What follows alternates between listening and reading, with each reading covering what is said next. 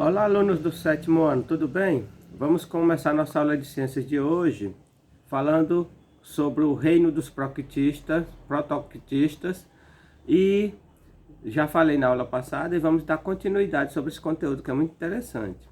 Nós vimos que o reino dos protoquitistas ele é dividido em duas partes, que são as algas e os protozoários. Falamos sobre as algas e os protozoários. Vamos continuar com o mesmo conteúdo para melhor assimilação do conteúdo. As algas, elas são um grupo muito numeroso, grande.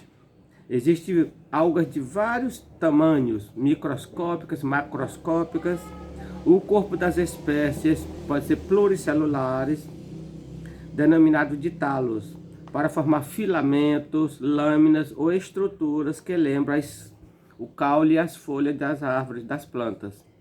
No entanto, ao contrário do que acontece nas plantas, os talos não são constituídos de tecidos nem de órgãos. E nós vamos analisar agora a diversidade e a classificação das algas. As algas exibem enorme variedade e tonalidade.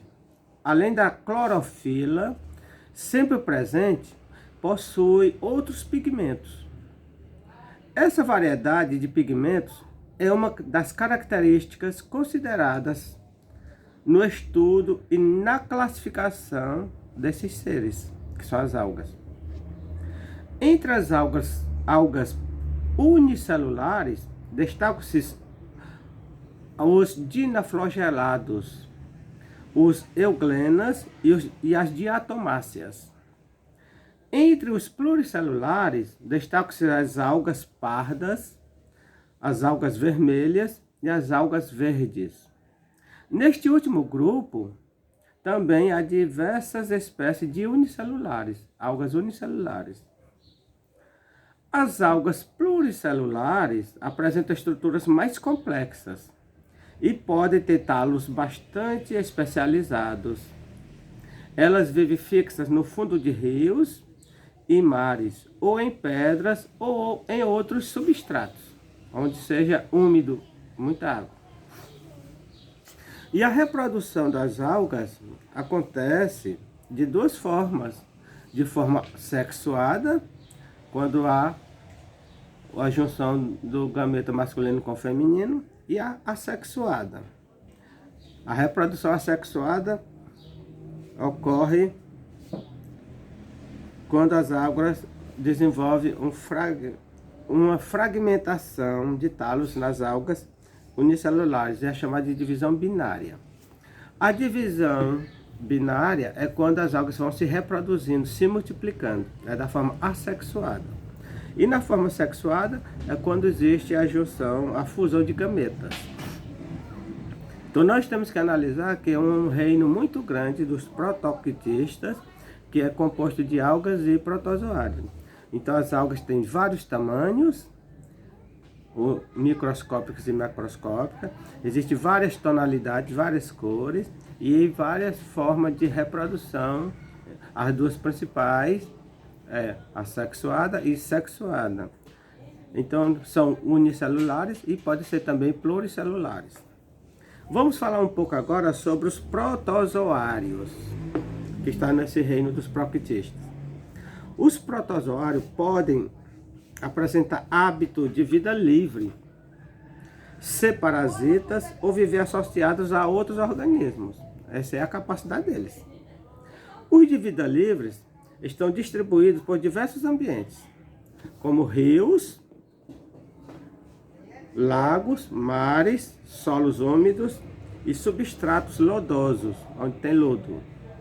Além disso, há protozoários que parasitam animais e plantas, causando-lhes diversas doenças e problemas de saúde.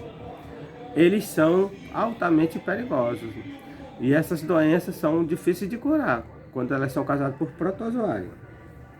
Vamos ver a classificação e a diversidade dos protozoários. Eles são muitos também e são classificados de várias formas. Os protozoários são unicelulares, ou seja, já vimos isso em aulas passadas, possuem apenas uma única célula.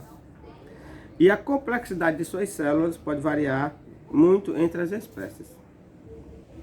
A presença de estruturas especializadas para a locomoção e os tipos dessas estruturas são características utilizadas para classificá-los em grupos. Então esses grupos são vários. Vamos analisar alguns grupos dos protozoários. Risópode, flagelados, ciliados, esporozoários. Vamos falar um pouco de cada um.